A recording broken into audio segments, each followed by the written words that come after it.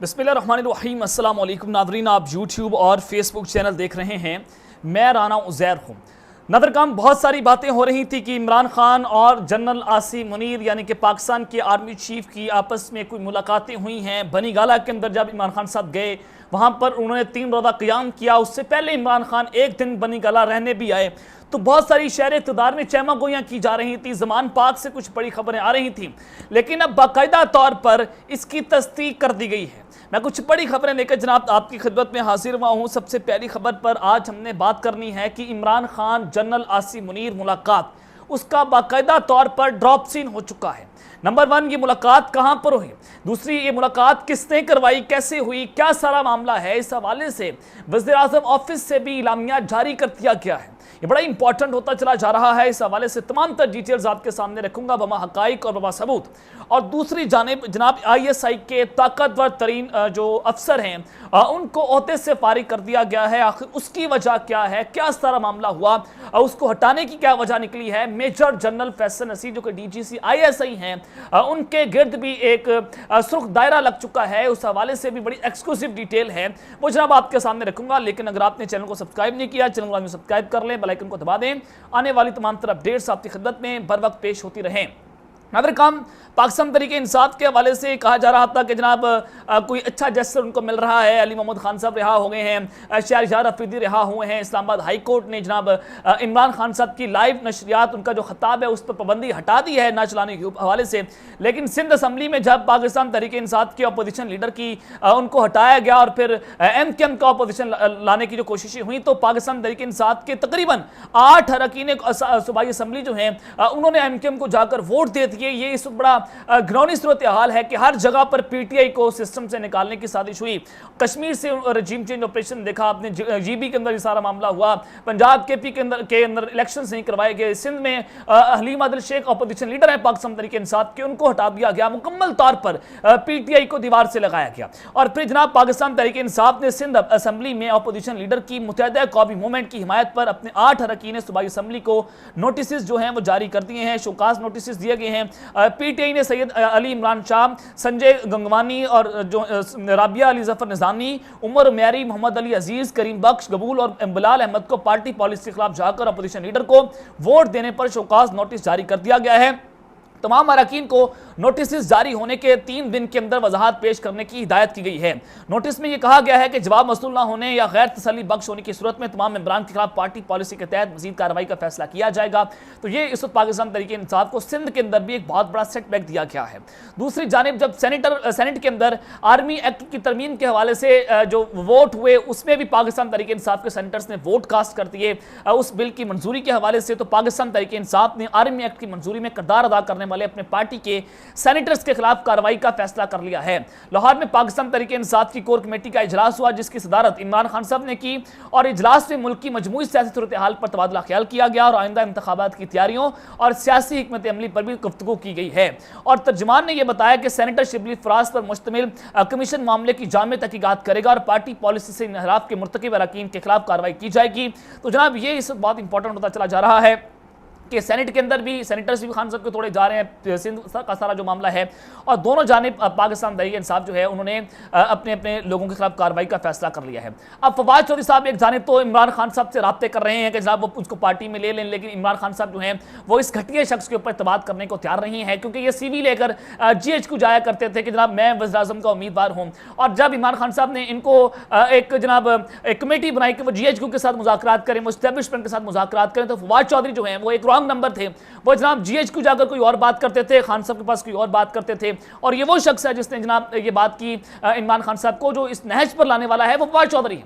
फवाद चौधरी खान साहब को कहता था कि जनाब आप एस्टेब्लिशमेंट के साथ पंगा लें, आप इनको उड़ा कर रखते हैं, खान साहब इनकी औकात नहीं है, ये फट्टू हैं।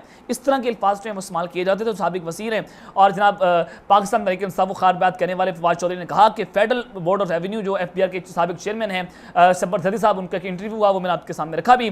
तो उन्होंने कहा कि इस पर जो पाकिस्तान तहरीक इंसाफ का रद्द-ए-अमल है वो जनाब गैर ज़रूरी है। और उन्होंने मजीद कहा कि मैं नहीं समझता कि शब्बर जदी का इंटरव्यू स्कैंडलाइज था। दर हकीकत मईशत और सियासत का ताल्लुक पचीदा है। सियासी जमातों का फैसला करना होता है कि किन तबकात को टैक्स नेट मिलाना है, किन को रिलीफ देंगे। इसलिए मैंने कहा था कि मिसाकी मीशत पर नहीं, जो है वो आप सियासत पर होते हैं। अगर आप कंस्ट्रक्शन सेक्टर की बात करते हैं तो उन्होंने ये भी बात की कि जनाब आपको उसमें टैक्स नेट के हवाले से बहुत सी चीज़ें करना चाहिए थी, लेकिन उन्होंने डायरेक्ट इस वक्त पाकिस्तान तहरीक इंसाफ की जो मैशत है उस पर जो है वो अपना रद्द-ए-अमल दिया। और शब्बर फरीद साहब ने कहा कि इमरान खान साहब अगर चलते रहते तो उनकी दौरे की हुकूमत के अंदर ही पाकिस्तान डिफॉल्ट हो जाता, लेकिन जनाब ने यह नहीं बताया कि $16 अरब के रिजर्व पाकिस्तान के ख़जाने के अंदर मौजूद थे और पाकिस्तान जो है वो सबसे ज़्यादा हमारे फॉरेन रिजर्व थे, बैरून मुल्क पाकिस्तान से पैसा भी बहुत ज़्यादा आ रहा था, हमारी जनाब जो मिलें हैं वो चलना शुरू हो गई थी, इंडस्ट्रीज चल रही थी।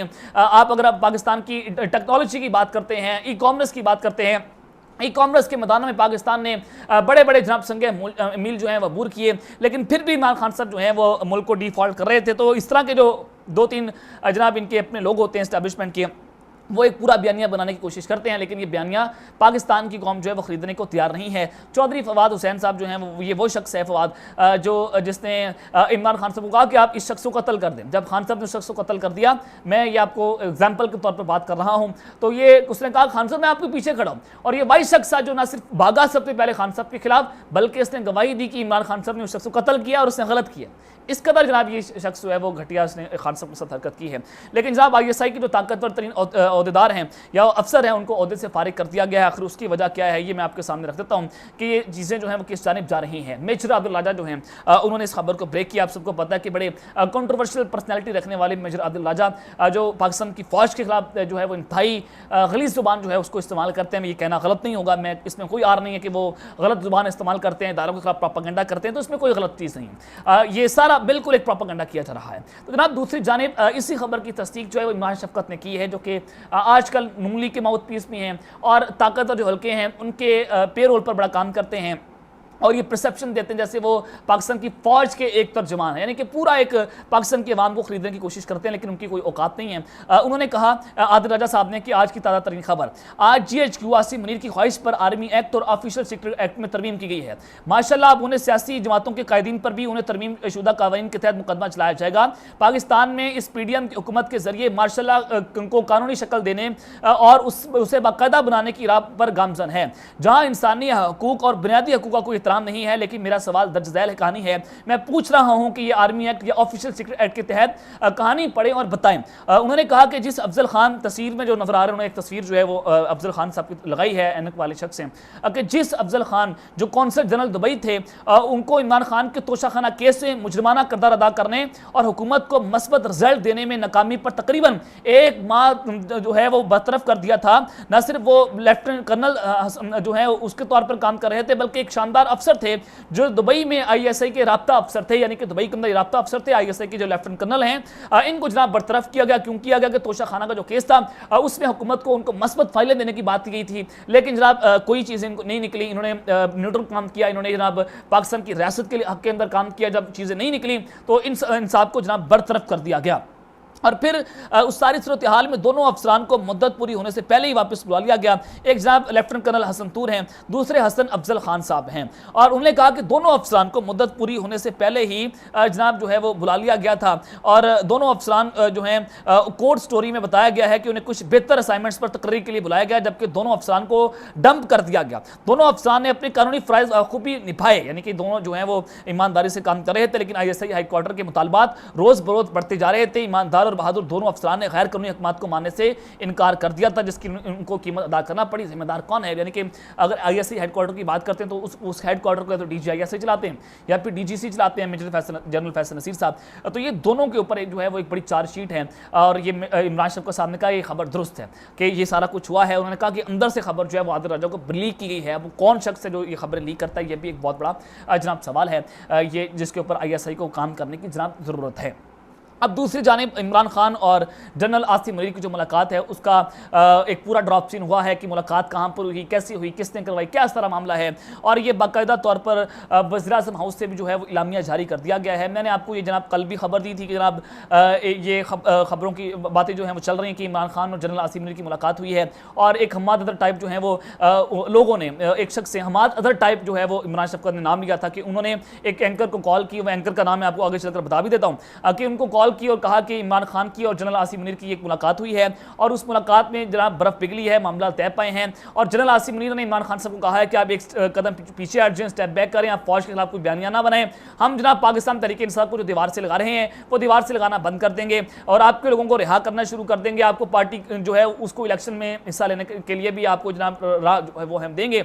और अगर आप दूसरी जानिब देखें तो इस वक्त हुकूमत और इस्टेब्लिशमेंट के दरमियान ताल्लुकात अच्छे नहीं हैं, इन दोनों के दरमियान मामला जो है वो खराब हैं, खराबी की जानिब बढ़ रहे हैं। ख्वाजा आसिफ ने भी इंटरव्यू दिया, वो भी जनाब पाकिस्तान की इस्टेब्लिशमेंट के ऊपर एक बहुत बड़ी चार्जशीट है। DGIS उस वक्त जनरल आसिम मुनीर थे जब इमरान खान साहब का दौर था, 2019 का वक्त था, जब कहा गया कि उनको ऑफर दी गई थी कि पाकिस्तान मुशर्रफ नवाज जो है अपनी हुकूमत बना ले। तो उनके ऊपर भी जो है वो जो आज मौजूदा आर्मी चीफ हैं उनके ऊपर जो है वो बड़ा एक घिनौना इल्ज़ाम जो है वो लगाया गया, लेकिन पाकिस्तान की फौज की जानिब से अभी तक कोई उसकी तस्दीक या तरदीद नहीं की गई, क्योंकि वो कहते हैं हम न्यूट्रल हैं, हमारा सियासत से कोई ताल्लुक नहीं है। लेकिन न्यूट्रल ने ये नहीं बताया कि जनाब हाँ हमने 2 बार जो है वो ये ऑफर दी थी, इसकी तस्दीक या तरदीद जो है फौज की जानिब से नहीं की गई, जो कि उनका हक बनता है DGIS-PR का, क्योंकि अगर इमरान खान साहब की बात होती है तो फौरी तौर पर ये प्रेस कॉन्फ्रेंस करने भी आ जाते हैं। खान साहब की बात होती है तो फॉर्मेशन कमांडर कॉन्फ्रेंस भी बुला लेते हैं। खान साहब की बात होती है तो कोर कमांडर कॉन्फ्रेंस भी आ जाती है, ISPR प्रेस रिलीज भी जारी कर देता है, सवाल भी पूछ लेता है। लेकिन जब अपनी सवाल जवाब देने की बारी आती है तो ये लोग जो है पीछे हटना शुरू हो जाते हैं और बदमाशी से काम लेते हैं। तो जनाब ये खबर है बिनीश सलीम, और अगर आप इनका ट्रैक रिकॉर्ड चेक करें, ये एंकर हैं, लेकिन ये मरियम नवाज की माउथ पीस है। और अगर आप इनकी प्रोफाइल देखें तो ऑल टाइम मरियम नवाज, हिना परवेज भट्ट और ये नून लीग के अंदर इनका उठना बैठ रहे हैं, नवाज शरीफ की जो है बड़ी माउथ पीस है। तो बिनीश सलीम जो है उन्होंने ये खबर ब्रेक की। अब अगर ये उनकी जानिब से खबर ब्रेक हुई है तो इट्स मीन के वज़ीर-ए-आज़म हाउस के अंदर भी ये बात हो रही है, नवाज शरीफ के साथ भी ये बात हो रही है, यानी कि दुबई के अंदर बातें हो रही हैं, लंदन के अंदर बात हो रही है, पाकिस्तान के अंदर बात हो रही है, जाती उमरा के अंदर बात हो रही है। और बिनीश सलीम जो है वो ये खबर उनका देने का मतलब ये है कि जनाब ये नून लीग के हल्कों के अंदर बात डिस्कस हुई है कि इमरान खान की और जनरल आसिम मुनीर की मुलाकात हुई है। तो उन्होंने कहा कि जो ये मुलाकात हुई है और ये मुझे एक शख्स ने कॉल की और मुझे बताया गया कि ये मुलाकात हुई है, वो सारी जो कहानी मैंने आपके सामने रखी वो कहानी जो है वही इन्होंने जनाब बयान की है। तो ये बिनीश सलीम की खबर है, लेकिन ये इसका ये प्रोपेगेंडा है, बिल्कुल ये घटिया खबर है। ये जनरल आसिम मुनीर जो है उनके ऊपर दबाव डालने की कोशिश की जा रही है और उनके ऊपर जनाब ये पूरा घिनौना प्लान तैयार किया जा रहा है कि उनको ब्लैकमेल किया जा रहा है कि अगर आप हमारे साथ काम नहीं करेंगे तो लिहाजा हम आपके मजीद कच्चे चट्टे जो है वो खोलना शुरू कर देंगे, हम आपको सैक कर सकते हैं, मौजूदा DGIS को आर्मी चीफ बना सकते हैं, क्योंकि उनकी जो है वो उनको सेंक्शन देने के मामले के ऊपर भी बड़ी लड़ाइयाँ चल रही हैं। तो ये खबरें हैं जो मैंने आपके सामने रखी हैं। अब तक के लिए इतने, अपना ख्याल रखिएगा और इस चैनल का अपना भी ख्याल रखना है। अल्लाह ने निगहबान, पाकिस्तान जिंदाबाद।